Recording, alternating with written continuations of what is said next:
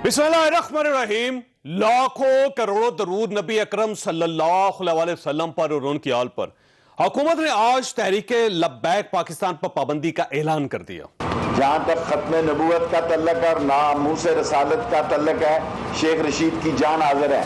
लेकिन जो मसवदा आप तकाजा कर रहे हैं, हम ऐसा मसवदा चाहते हैं जिससे नबी का झंडा बुलंद हो और काला काला रसूलुल्लाह का आलम बुलंद हो। लेकिन आप जो कह रहे हैं उससे दुनिया में हमारे लिए एक इंतहा पसंदाना सोच की मुमलिकत का तासर जाता है। हमने नहीं हिकमत अमली बनाई हुई थी, उन्होंने बनाई हुई थी, वो वेल प्रिपेयर थे। But today we have decided that ban on TLP and this file is going to cabinet for the approval from today. मुल्क में पिछले 3 दिनों में जो कुछ हुआ वो इंतहाई नाकाबिले बर्दाश्त था। एहतजाज हर शख्स का हक होता है, लेकिन आप अगर अमलाक को नुकसान पहुंचाएंगे, पुलिस एहलकारों पर तशद्दुद करेंगे, गाड़ियों को तोड़ देंगे, एम्बुलेंसेस पर हमला कर देंगे और अस्पताल पर भी अटैक हो जाएगा, तो इसकी कौन इजाजत देगा। पुलिस के 2 जवान शहीद और 340 जख्मी हैं, और यह सब कुछ इस्लामी मुल्क में रमजान के अंदर नामूस रसालत के नाम पर हो रहा है। लेकिन इसके साथ साथ एक सवाल यह भी पैदा होता है, आज जिन लोगों ने इस जमात पर पाबंदी लगाई, गुजरे कल में इसकी परवरिश में इनका ठीक ठाक हाथ था। मैं इनको असेंबली में समझाता था, खत्म नबूवत के मसले में हजूर सल्लल्लाहु अलैहि वसल्लम के लिए लोग जान दे सकते हैं। इन्होंने मेरा मजाक उड़ाया।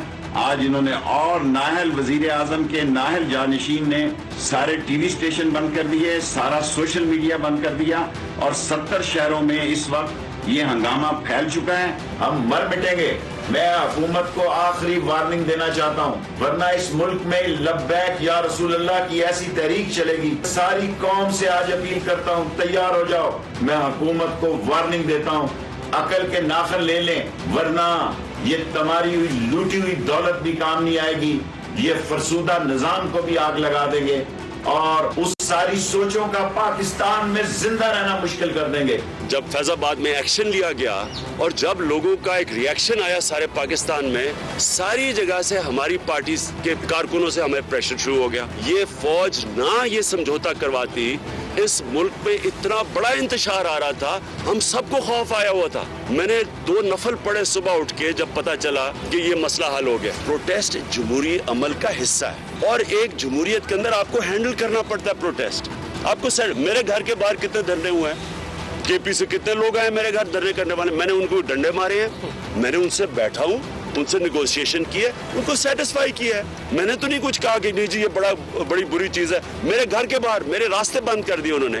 हमारा काम होता है, जो भी आप इक्तदार में होते हैं, आपका काम होता है उनको सेटिस्फाई करना। तहरीक लब्बैक पाकिस्तान 2015 में सियासी जमात की हैसियत से रजिस्टर्ड हुई, 2018 में इलेक्शन लड़ा और इससे कुल 22,34,240 वोट हासिल किए, और यह इस लिहाज से मुल्क की 6ठी बड़ी सियासी जमात साबित हुई।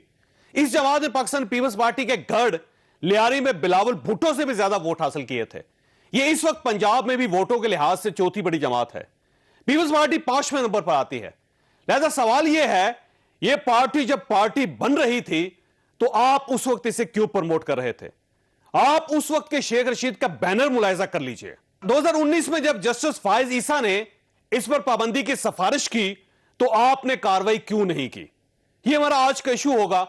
और इमरान खान ने आज जहांगीर तरीन के बारे में कहा, 1-1.25 साल में चीनी की कीमत 26 रुपए बढ़ गई। 26 रुपए बढ़ने में चीनी की कीमत का मतलब कि कम से कम को 120-130 अरब रुपया हमारे अवाम से निकल के महंगी चीनी दे के वो चलेगी शुगर मिल्स के पास। गवर्नमेंट का काम है अवाम की हिफाजत करना।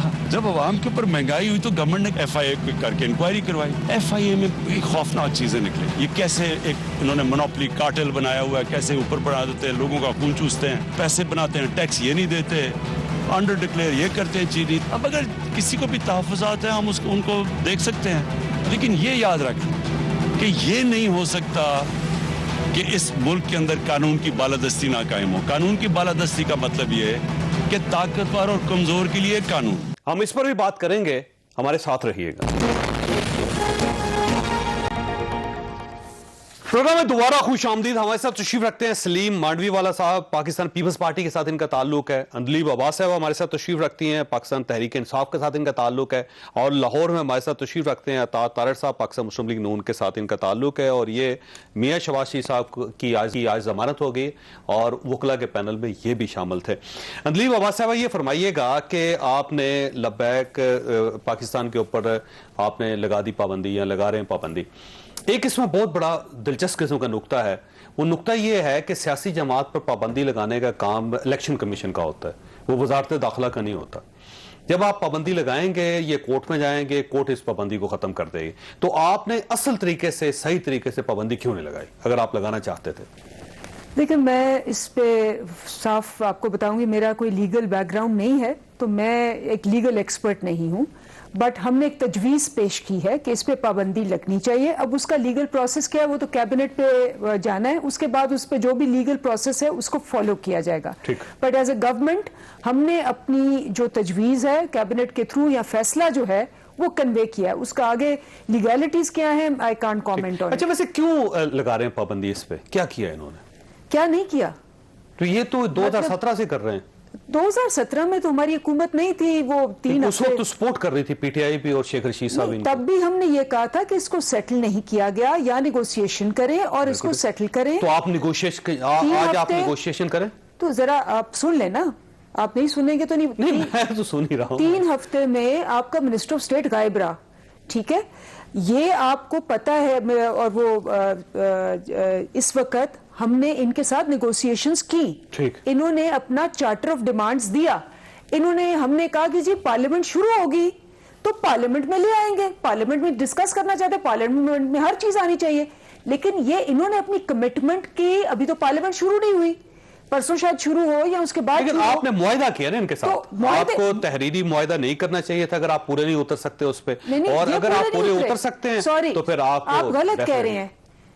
ये अपने तहरीरी मुआहदे पे पूरे नहीं उतरे। इन्होंने कहा था कि पार्लियामेंट में आना है। 20 अप्रैल तक टाइम दिया। राइट, 20 अप्रैल तो नहीं हुई, आज तो 14 है। लेकिन आपने उसे पहले गिरफ्तार कर लिया ना उनको। इसलिए क्योंकि उन्होंने उसका वेट करके कहा था कि अगर हमारी ये बात हुई ना तो फिर हम करेंगे। जब उन्होंने पहले तकरीबकारी की और जब आपने गिरफ्तार कर लिया वो साद रिजवी को, तो जाहिर है फिर उन्होंने रिटेलिएट किया। उनको गिरफ्तार इसलिए किया गया था, उस पर पूरी एक बैकग्राउंड है कि वो क्या क्या कर रहे थे, क्या क्या करना चाह रहे थे, उनको गिरफ्तार किया गया। बिल्कुल इस पे जिसको कहते हैं ऐसी तंजीमों पे जो रिलीजन के नाम पे अपने मकासद दहशतगर्दी और उसमें आती है, उस पे एक्शन लेना चाहिए। अगला सवाल ये है कि जब 2015 में बनी तो शेख रशीद साहब ने सपोर्ट किया, बल्कि शेख रशीद साहब के बैनर लगे, उन्होंने बैनर लगाए। उन्होंने हमेशा 2017 में बात की इनके बारे में, 2018 में इनके बात की, और वो हमेशा इनको सपोर्ट करते रहे। फिर उसके बाद आज वही शेख रशीद साहब जो हैं वो कह रहे हैं कि मैं पाबंदी लगा रहा हूँ इसके ऊपर। तो इसका मतलब ये हुआ कि आपका पुराना मौक़िफ़ गलत था फिर, और आपने ये जो मौक़िफ़ इख्तियार किया उसको पाकिस्तान मुस्लिम लीग नून का जो मौक़िफ़ था ठीक था। साहब भी आपको हमेशा ये कहते हैं और हम भी हमेशा ये कहते हैं कि शेख रशीद साहब कहते हैं चाहे 4 बंदे हैं, मेरी अपनी पार्टी है, वो मैं स्पोक्स पर्सन नहीं हूं। तो वजीर दाखिला तो है ना, वजीर दाखिला है। इस वक्त वो हमारी पॉलिसी को रिप्रेजेंट कर रहे हैं। हमारी पॉलिसी ये कि उस पर बैन होना चाहिए। उससे पहले उनका क्या था मैं उनको डिफेंड नहीं करूंगी, और उनको आप फोन करके खुद पूछ सकते हैं शेख रशीद साहब से। जी बिल्कुल। तो आपने नहीं पूछा उनसे कि ये आपका मौक़िफ़ में इतनी शिफ्ट कैसे आ गई? मैं उनका मौक़िफ़ सामने है, ये उनकी हक है, वो जो मर्जी मौक़िफ़ रखे। और वो साफ कहते हैं कि जी मेरा अपना बहुत सारे मौक़िफ़ फर्क हैं, लेकिन ऑब्वियसली अलायंस में है, अलायंस में बहुत सी पार्टियों के बहुत से मौक़िफ़ फर्क होते हैं। अब ये जो फैसला, ये असूली फैसला है और कंसिडर्ड ओपिनियन है, सब गवर्नमेंट ने सोच के फैसला किया है कि अब इस पर पाबंदी लगनी चाहिए, ठीक है। देखिए, इसमें इसके अलावा क्या हो सकता है कि आपके 342 पुलिस मैन जो हैं वो उनके हत्थे चढ़े। उन्होंने सबसे बुरी बात, कोविड के दौरान उन्होंने जो एम्बुलेंसेस थी उनको नहीं जाने दिया। तो ये जब आप सारी जो जिसको कहते हैं दहशतगर्दी वाली हरकतें करेंगे, ठीक हो, फिर लेकिन मसला ये है कि देखिए इमरान खान साहब ने ना 2017 में एक मशवरा दिया था कि इनके साथ मुज़ाकरात करने चाहिए थे, इनके खिलाफ। अभी भी कर रहे हैं। तो मुज़ाकरात, अब मुज़ाकरात से मसला हल करना चाहिए था ना आपको, बजाय इसके कि आप इनके खिलाफ हम तो मुज़ाकरात कर रहे थे और बैन कर दें सियासी जमात। यही तो मैं कह रही हूँ कि मुज़ाकरात से वो निकले।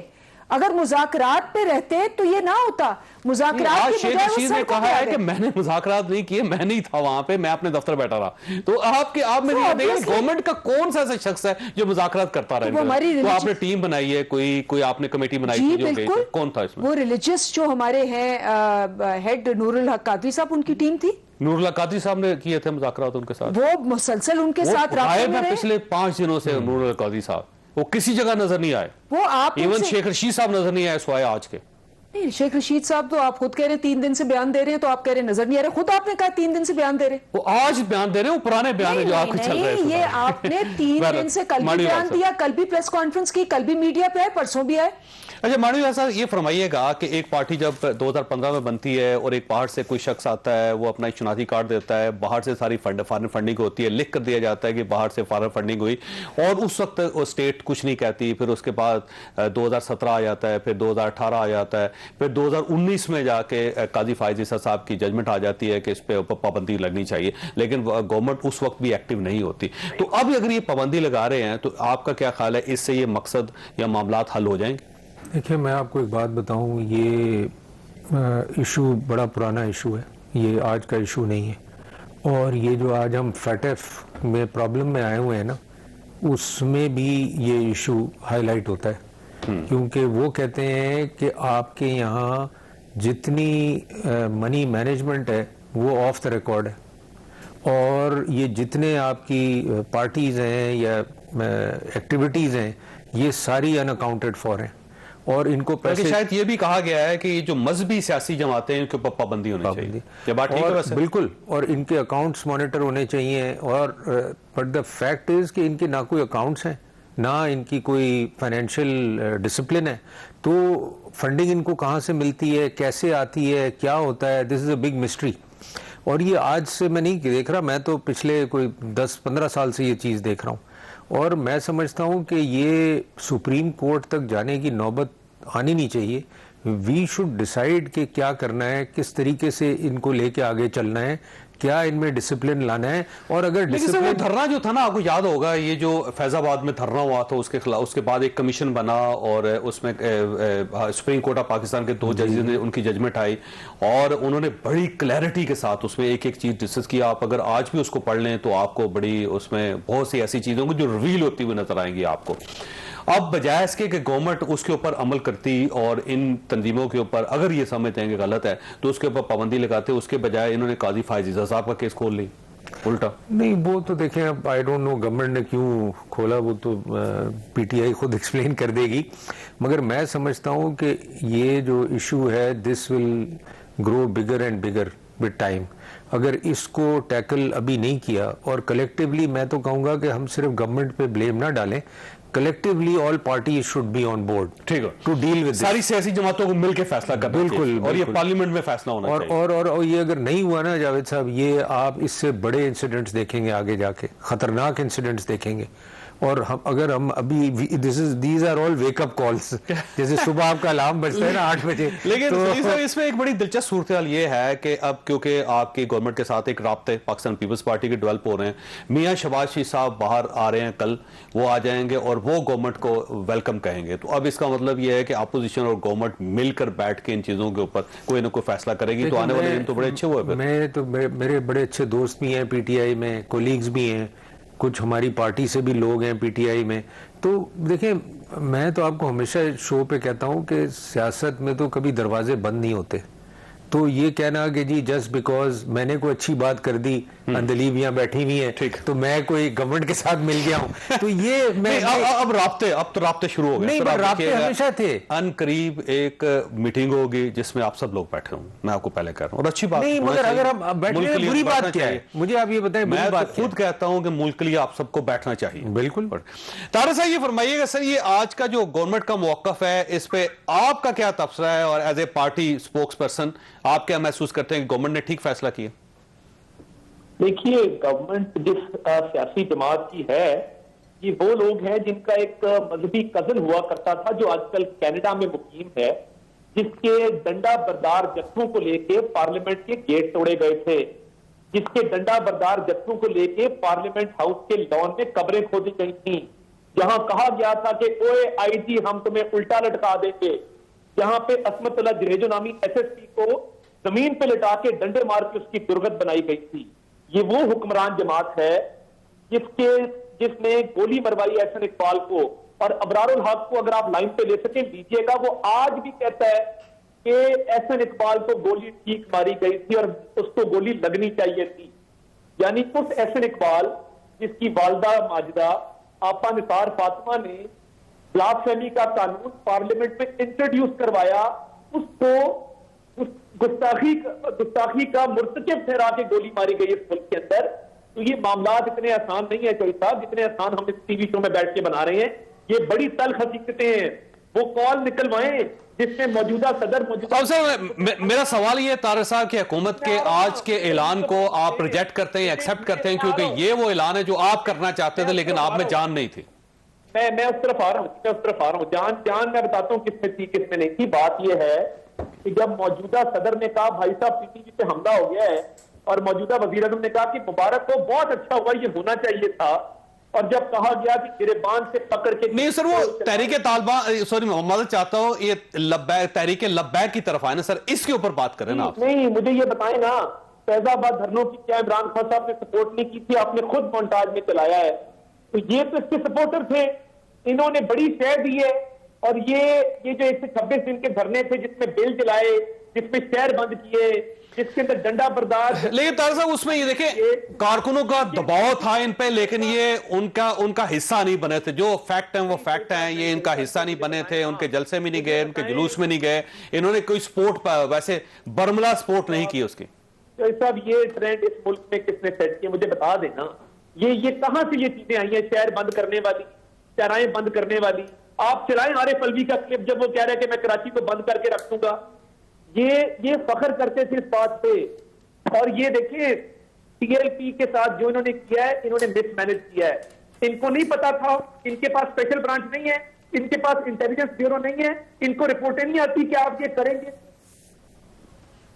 ठीक, अच्छा लीव अब्बास साहब ये फरमाइए कि ये जो आप पहले भी आप सड़कें बंद करते थे ना, बड़े एक्सपर्ट थे, तो आज सड़कें बंद हो रही हैं आपके, तो अब आप एक्शन ले रहे हैं, तो आपको चाहिए कि उसी तरह जिस तरह आपको मौका दिया गया सड़कें बंद करने का, इनको भी दे दें आप। देखिए, दो बातें इसमें। पहली बात तो यह है कि आपने इनका स्टांस पूछा था, वो डॉक्टर मुसद्दिक मलिक ने अभी एक इंटरव्यू में बता दिया। उन्होंने कहा जी कि ये बैन बिल्कुल गलत है, पीएमएलएन इसके खिलाफ है, ह्यूमन राइट्स के खिलाफ है ये चीज, ये करना। तो ये तो इनका स्टांस है, तो आप जो मर्जी ये आए बाएं शाएं कर ले, इनका स्टांस बड़ा क्लियरली डॉक्टर मुसद्दिक मलिक ने बता दिया है। तो अब ये जो चीजें कह रहे हैं ना, बिल्कुल सेंस नहीं बनाएंगे। नहीं, उस वक्त शेख रशीद साहब भी कहते थे कि बैन नहीं होना। नहीं, अभी आज पहले शेख रशीद, ये तो मेरा ख्याल अच्छी को तो लाइक बात है। तो आज का स्टांस आप पूछ रहे थे ना, तो इनका पार्टी का स्टांस आ गया।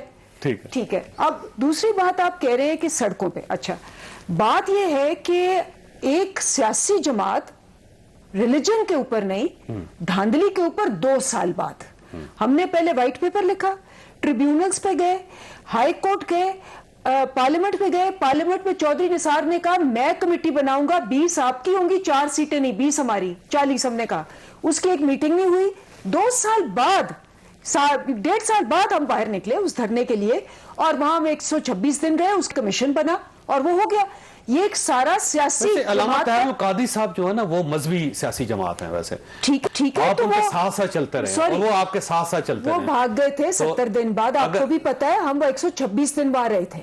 आपके कंटेनर पे आपने पीछे उनके नमाजें पढ़ते थे, आपने उनको आगे लगाया हुआ था, वो आपके साथ चलते थे। और ये उसका एक सेपरेट रखे, मैं उस पर कॉमेंट नहीं करूंगी। वो सियासी कजन थे, आपके बड़े भाई थे, आपको याद नहीं? मैं उस पर कॉमेंट सिर्फ ये करूंगी कि हमारा एक धांधली पे था, जब वो चले भी गए, वो वापस चले गए, उसके बाद नहीं आए। हम उसके बाद भी 126 दिन रहे, और कमीशन के बाद, जब ये कमीशन से भी पहले जब एपीएस का वाकया हुआ, उस वक्त हमने किया। अब बात यह है कि ये बैठ के अगर ये कह रहे हैं कि जी इन्होंने ये किया और वो किया और फलाना किया, तो इनकी तो हिस्ट्री सबके सामने है। अब वैसे एक और सवाल है कि जी शेख रशीद साहब, अभी पहली बात तो ये कि समरी प्राइम मिनिस्टर साहब ने प्रूव कर दी है, और वो जो ही नोटिफिकेशन होगा तो वो बैन हो जाएगी जमात, ये अभी ताज़ा तरीन है। अब सवाल ये है कि शेख रशीद साहब वजीर दाखिला, वो आज ये तस्लीम कर रहे हैं कि ये वेल प्रिपेयर्ड थे और हम प्रिपेयर्ड नहीं थे, यानी स्टेट प्रिपेयर्ड नहीं थी और एक सियासी जमात जो है और उसके कारकुन इतने वेल प्रिपेयर्ड थे कि उन्होंने आपका हर चीज बंद करके रख दी पाकिस्तान में। देखिए, एक जो मैंने उनका पूरा बयान नहीं पढ़ा, लेकिन उनका जरूर ये मकसद होगा कि देखिए, स्टेट का हमेशा ये होता है कि जी आप मुज़ाकरात से करें, क्योंकि जब भी आप इंफॉर्मेशन तो होती है ना आपके पास इतनी एजेंसीज हैं, इतने इदारे हैं, लेकिन वो कहते हैं वेल प्रिपेयर्ड थे, तो स्टेट प्रिपेयर्ड नहीं है। तो वो ठीक है ना, अगर वेल प्रिपेयर्ड थे और उन्होंने स्टेट वेल प्रिपेयर्ड होती है हमेशा। अगर आप मेरी बात ही नहीं सुनेंगे, वैसे सवाल है ना एक वैसे कि स्टेट, हम ये कह रहे हैं कि स्टेट कुछ पूरा नहीं है। सवाल अच्छी तरह बोले, फिर मुझे मौका। मेरा सवाल ये है कि स्टेट कुछ भी नहीं है और आम कोई भी जमात इस पाकिस्तान के अंदर किसी वक्त भी वेल प्रिपेयर्ड हो सकती है, इतनी वेल प्रिपेयर्ड हो सकती है कि स्टेट के पास कोई ऑप्शन नहीं होता। अब आप सुन लेंगे मेरा जवाब।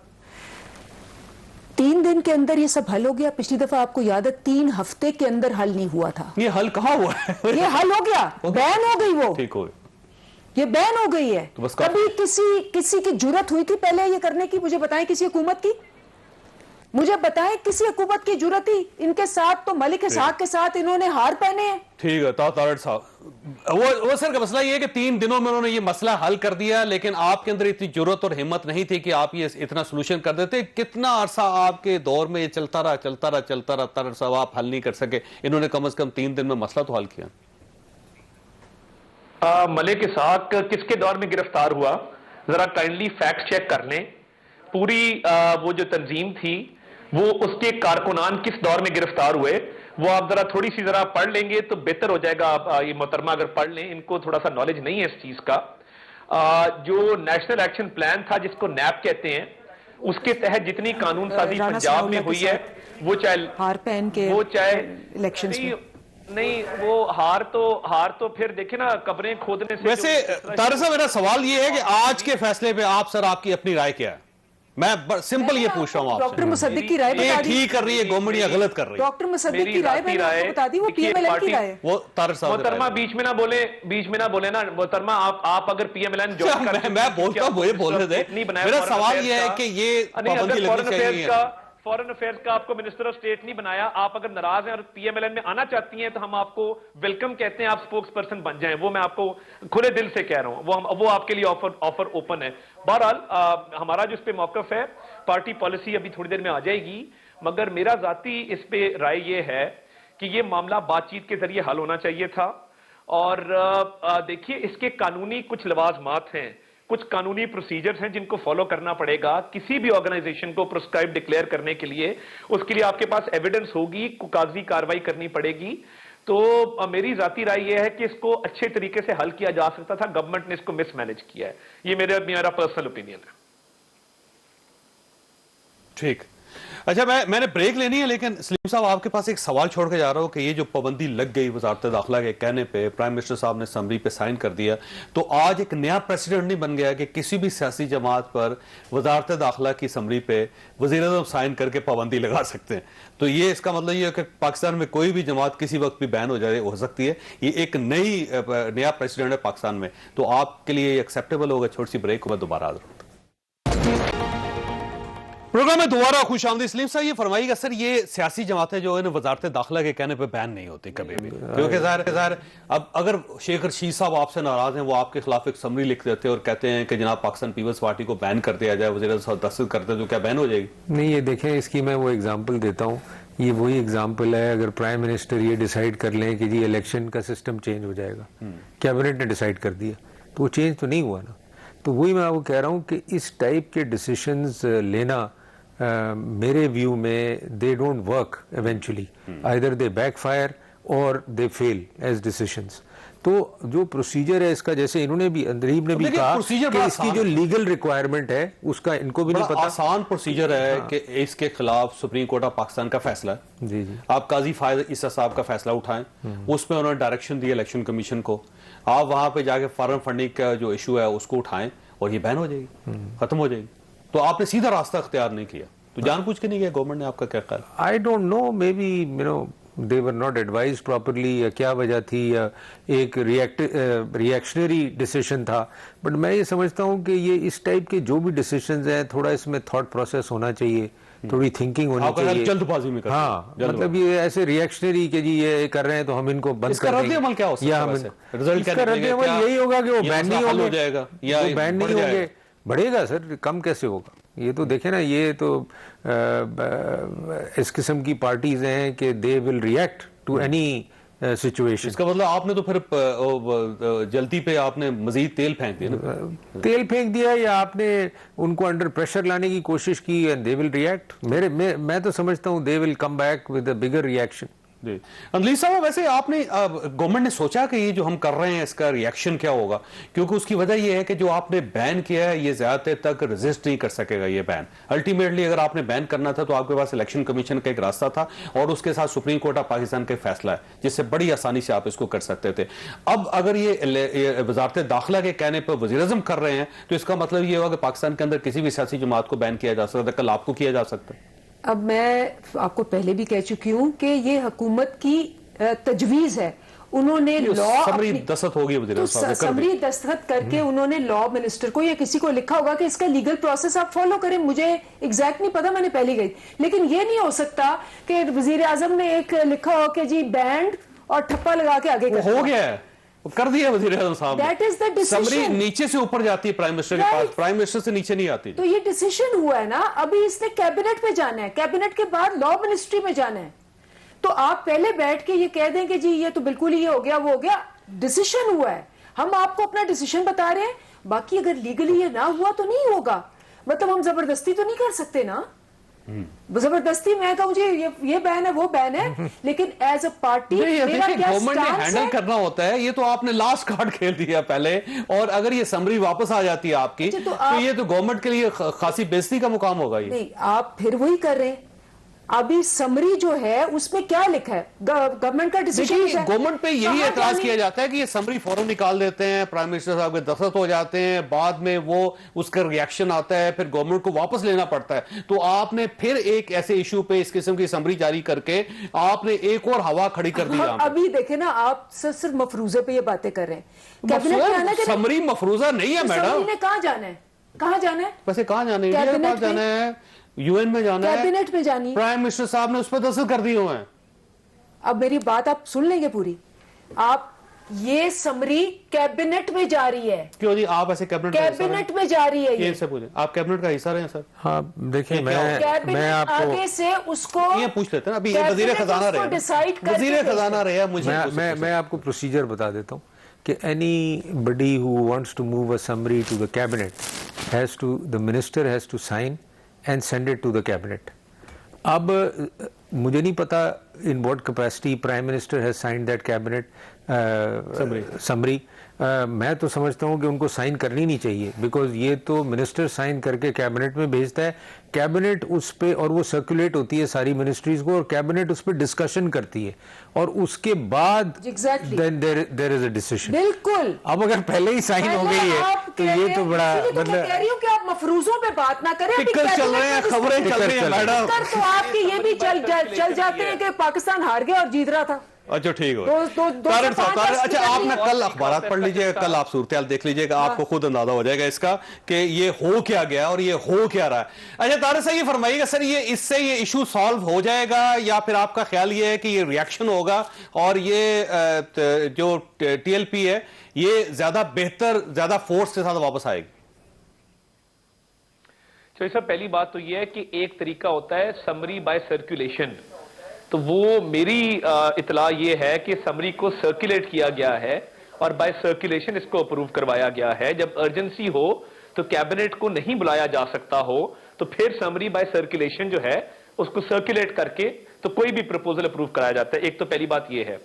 दूसरा देखिए, इस मामले का देर पा हल ये नहीं है कि इसको कॉस्मेटिकली इस तरह बैठ के आप एक कागज के टुकड़े पे बैन कर दें। आपको बैठना होगा, आपको इनको मेन स्ट्रीम में लाना होगा, आपको कुछ टर्म्स एंड कंडीशंस तय करनी होंगी। इस तरीके से नहीं होगा कि आपने एक हर्फ लिख दिया और उस पर अमल दरामद हो गया।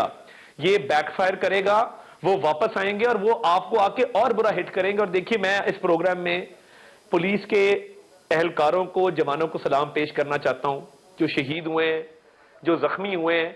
देखिए, हमारे अफसरान को भी सलाम है।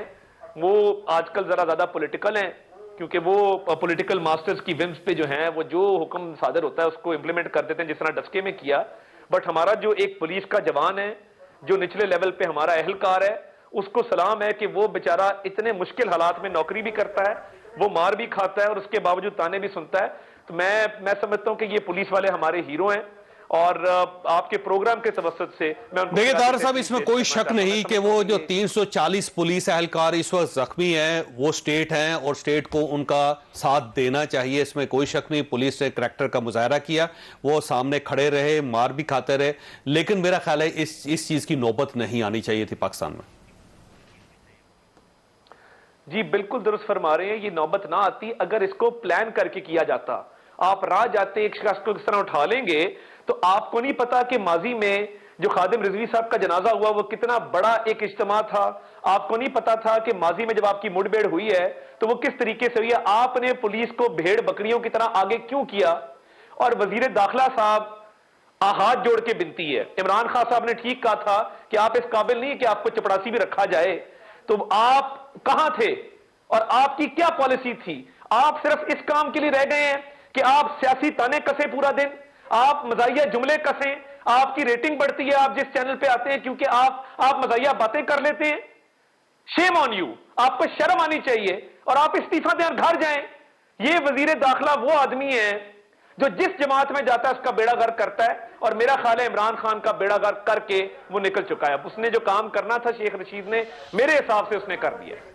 अच्छा, वैसे ये शेख रशीद साहब सर आपकी पार्टी का हिस्सा रहे हैं बहुत अरसा, वो मियां नवाज शरीफ साहब की तकरीर से पहले तकरीर करते थे, आपको शायद याद नहीं है, और इस बार भी आप उनको पार्टी में वापस लेना चाहते थे, लेकिन शायद नहीं ले सके आप। लेकिन अब सवाल ये तारिक साहब कि मियां शहबाज साहब बाहर आ रहे हैं कल, तो इससे गवर्नमेंट के साथ एक ताल्लुकात का नया दरवाजा शुरू होगा या फिर उसी तरह फासले पर रहेंगे, जो पुराना बयानिया था वो कायम रहेगा। देखिए बात यह है कि मियां शहबाज शरीफ साहब के खिलाफ जो असासा जात का केस बनाया गया और शहजाद अकबर दिन रात प्रेस कॉन्फ्रेंसेस करके वो कागजात नैब को भी देते रहे, लहराते रहे। नैब ने 2 दफा गिरफ्तार किया शहजाद अकबर के कहने पे, इमरान खान के कहने पे, बिकॉज इमरान खान साहब को बहुत तकलीफ थी और शहजाद अकबर को टास्क दिया गया था कि तुम जो भी करो उल्टे हो जाओ, इसको दूसरी दफा अंदर करो। 6 महीने पहले और 7 महीने अब हम काट आए जो हमने काटनी थी और हम नाजायज काट के आए हैं। और असासा जात के केस पे दारो मदार था पूरे करप्शन के नैरेटिव का। तो मैं थोड़ा सा आपको ब्रीफ कर दूं आज हुआ क्या है। उन्होंने कहा जी कोई करप्शन नहीं है, और चौधरी साहब मैंने 10 साल का पंजाब का डेवलपमेंट पोर्टफोलियो निकलवाया है। 10 साल में जो एनुअल डेवलपमेंट प्रोग्राम जिसको एडीपी कहते हैं उसकी मद में 3191 अरब रुपया लगा है। 1 रुपए की करप्शन पब्लिक मनी की किसी टेंडर ठेके किसी प्रोजेक्ट में नहीं निकली। आज जो उनकी ज़रई आमदन थी, जो उनकी बाकी आमदन थी जिस पे टैक्स अदा किया गया है, वो कोर्ट ने माना है कि वो टैक्स का ऑडिट भी हुआ है, वो आपने टैक्स भी अदा किया है, वो इनकम भी आपकी ठीक है। 1 रुपए की टीटी नहीं है, ये भी आज कोर्ट में तस्लीम किया गया। लेकिन सवाल सर वो फिर वही है कि मियां शहबाज साहब के आने के बाद आपका बयानिया कौन सा होगा? मियां शहबाज साहब का बयानिया होगा या मियां नवाज शरीफ साहब का बयानिया होगा? कहीं ऐसा तो नहीं है कि बयानिया वापस आ गया एक और जो दूसरा बयानिया वो वापस चला गया? तो मुझे एक ब्रेक लेने दें। अंदलीब अब्बास साहबा के पास एक सवाल छोड़ के जा रहा हूं कि आप इसमें कोई शक नहीं कि जहांगीर तरीन साहब के खिलाफ आप कार्रवाई कर रहे हैं, लेकिन ये तो पुराने केसेस जो उसके अंदर रिहाइयां हो रही हैं और जमानतें हो रही हैं, तो नया जो केस बना रही हैं आप, उसका क्या मुस्तकबिल होगा? एक ब्रेक के बाद दोबारा प्रोग्राम में दोबारा खुशामदीद। अदलीब अब्बास साहब ये फरमाइएगा कि ये जो मियां शहबाज शरीफ साहब का केस है, गवर्नमेंट ने बहुत जोर लगाया और इतनी प्रेस कॉन्फ्रेंसेस की, इतने प्रूफ दिए, रसीदें तक लेके आ गए। आज वो रसीदें भी हर चीज अदालत ने रिजेक्ट करके और उनकी जमानत कबूल कर ली है। तो ये आपका जो बयानिया था एहतसाब का, क्या आज उसके ऊपर एक बहुत बड़ी ज़द नहीं पड़ गई? देखिए सबसे पहले तो मैं क्लैरिफाई करूं, ये कोई भी इनको बाइज्जत बरी नहीं किया गया, ये सिर्फ बेल पे निकले हैं।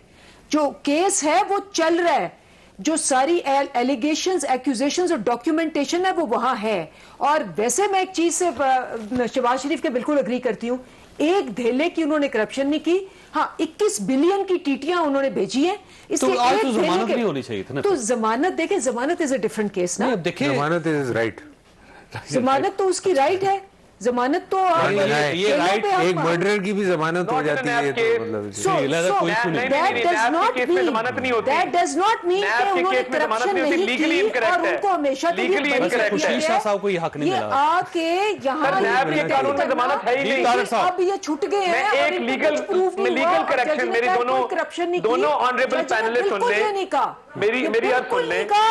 हाँ, मेरी अर्ज सुन ले शहबाज शरीफ ने नैब सरकार के की कानून में किसी बेल है ही corruption नहीं की, क्योंकि जो उन पे केस है वो एक धेले का नहीं है। जी तारक साहब पहले सुन लें आप। मेरी अर्ज सुन ले जी तारक साहब जी फरमाइएगा जी। मैं सिर्फ लीगली क्लियर करना चाहता हूं दोनों ऑनरेबल जो हमारे पैनलिस्ट हैं इनकी इंफॉर्मेशन के लिए कि नैब के कानून में बेल की शिक नहीं है, नैब के कोर्ट को भी बेल का इख्तियार नहीं है। तो इसलिए काइंडली ये जो मर्डर वाली बात है या ये बेल एज ऑफ राइट वाली बात है, नैब की बेल एज ऑफ राइट नहीं होती, वो टेंटेटिव असेसमेंट ऑफ फैक्ट्स पे होती है और उसके अंदर मेरिट्स डिस्कस होते हैं। तो आज जो अदालती कार्रवाई हुई हाई कोर्ट अच्छा में, वैसे ये उसमें आपकी बकायदा जमानत टैक्स- जो है वो नैब कोर्ट से हुई है? नहीं, वो हो ही नहीं सकती। नहीं जी, हाई कोर्ट से हुई ना, नैब कोर्ट का इख्तियार ही नहीं है। नैब के तो हाई कानून में कोर्ट से जमानत कह है रहे ही हैं। नहीं। तो बात ठीक आप है कह रहे हैं हाँ, हाई कोर्ट से नैब है की कि नैब की हाई कोर्ट जमानत ने ये नहीं कहा नैब कि की ये corrupt जमानत नहीं एज ऑफ है। राइट नहीं उन्होंने होती। उनको बेल की right दी आप है। आर्टिकल 199 के तहत रिट जुरिस्डिक्शन में जाते हैं, वो आर्टिकल 199 है आइन का, एज ऑफ राइट नहीं है, केस वो चलता रिट रहता है, जुरिस्डिक्शन है, दैट आपकी इज अ सेपरेट corruption वहीं थिंग। की वहीं है। करप्शन नहीं है। 21 वो अरब आज बात अच्छा, इनकी एक और ठीक है बात वैसे सुन नहीं लें। साहब है कि केस तो 58 वहीं पे है वॉल्यूम्स ना। हैं। नहीं सर, नहीं मेरी अर्ज सुन लेना। 58 वॉल्यूम्स हैं। इन्होंने 21 अरब का 26 करोड़ का शहबाज शरीफ को मंसूब किया गया है, जिसमें 1 रुपए की टीटी नहीं है, जिसमें कोई सस्पिशियस ट्रांजैक्शन नहीं है, जिस इनकम पे टैक्स अदा किया गया है और चल रहा है। एफपीआर ने और महकमा एग्रीकल्चर ने उसको माना है। कोर्ट ने- तो मैं ये तो कोर्ट ने कहा है, आप ना करें, आप नहीं थी कोर्ट में, मैं तो आज कोर्ट में था। कोर्ट मैंने ने एक ये argument नहीं सुना कहा है। किसी मैंने जगह कि उन्होंने prosecution का करप्शन एक नहीं argument की। सुना है। उन्होंने कहा जी क्योंकि अभी तक कहा है, बिल्कुल कहा है। नैब I was साबित नहीं there। कर सका, तो इनका जब तक फैसला नहीं होता उस वक्त तक जमानत करप्शन का जैसा इल्जाम नहीं है, नैब की तरफ से भी करप्शन का इल्जाम नहीं है। वो बेनामीदार करके टीटियों का इल्जाम लगाते हैं और बेनामीदार भी साबित नहीं हुए, टीटियां भी साबित नहीं हुई।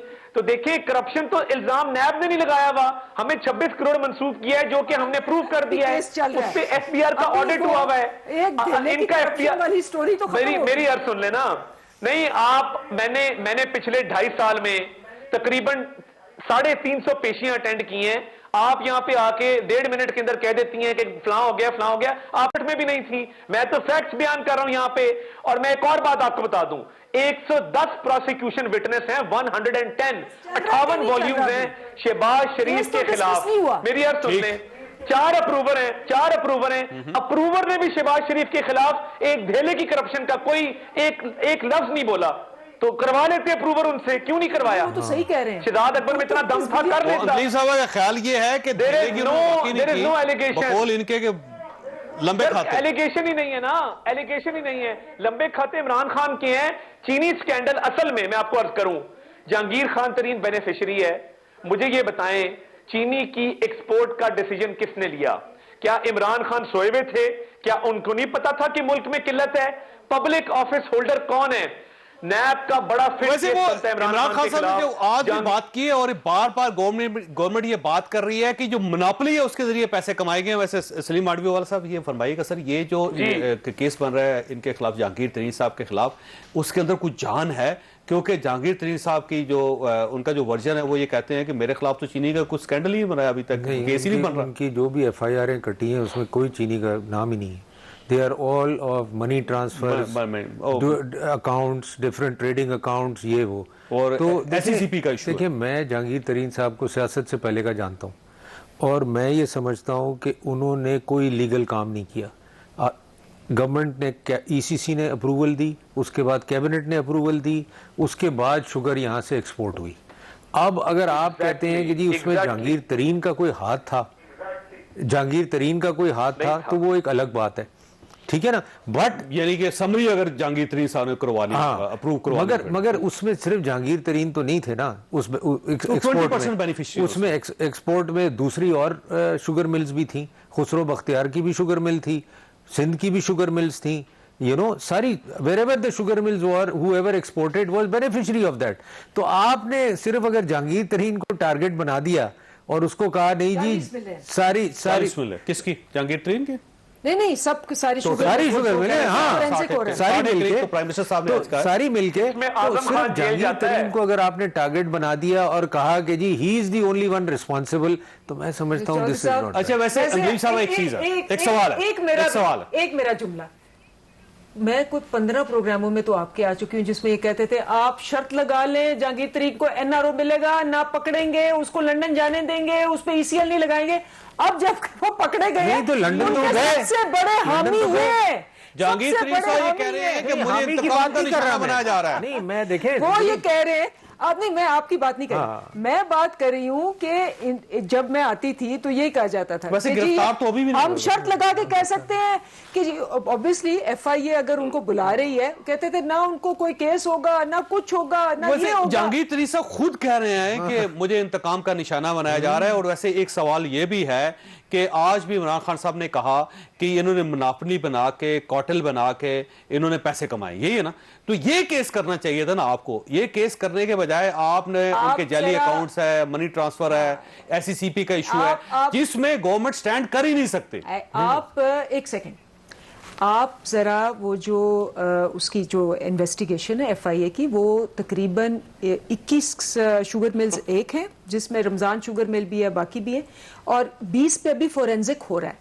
और उनका पूरा जो शुगर कार्टेल है, किस तरह से उन्होंने फिर ऑब्वियसली जब आप पैसे बनाते हैं गलत तरीके से तो आप फिर उनको ट्रांसफर करते हैं बाहर। वो केस बनाना चाहिए ना आपको, उसका केस बना हुआ है, उसका केस बना है। ये गलत है, ये सारी बात गलत है। इश्यूज ये तो हैं, केस है ही नवाज शरीफ नहीं। की गवर्नमेंट में हुए थे और उस वक्त आपने सपोर्ट किया था, आपको याद नहीं? उस वक्त आपने सपोर्ट किया था जहांगीर तरीन साहब आप को। उसके डॉक्यूमेंट्स अपने रिसर्चर से मंगवा ले, वो पूरा केस बना हुआ है, उस पे एक एक ट्रांजैक्शन का डिटेल बताया गया है। अरशद शरीफ ने अपने प्रोग्राम में दिखाया। नहीं that those transactions are company transactions। Case बड़ा सिंपल है, उसमें आप उसमें बच जाएंगे। ये अगर कार्टेल का इशू है तो आप वो लेकर आएंगे। मैं ये कह रही हूँ, मुझे नहीं पता किस पे केस बड़ा क्या है, सिंपल है, लेकिन ये मैं बता रही हूँ कि केस सारा बना हुआ है। जी तार साहब ये फरमाइएगा, ये जो केसेस हैं ये आपके दौर में बने थे जिसके ऊपर कार्रवाई हुई? ये वो लोग हैं जिन्होंने मैं पिछले 2 साल की बात करता हूँ। बात ये है कि जिस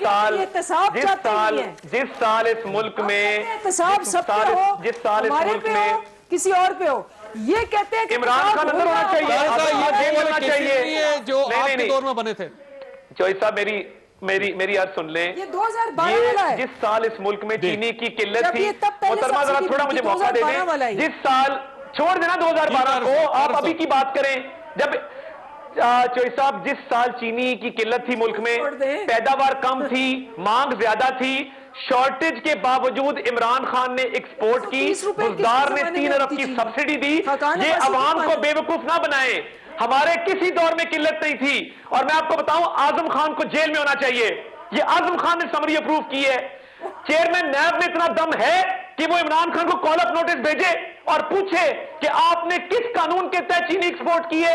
ये सारा इमरान खान ने किया है, ये सारा आजम खान ने किया है, जानते बूझते हुए। आज भी चीनी महंगी है।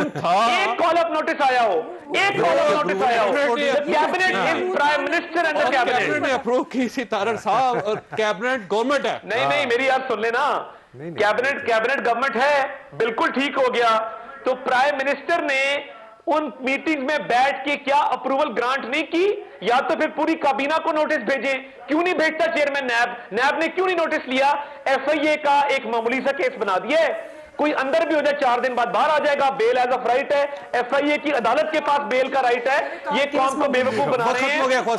अगर नैब इसका नोटिस ले। तमाम पुलिस एहलकारों को सलाम पेश करना चाहता हूं जिन्होंने अपनी ड्यूटी अंजाम देते हुए जख्म भी खाए और मैदान में खड़े भी रहे।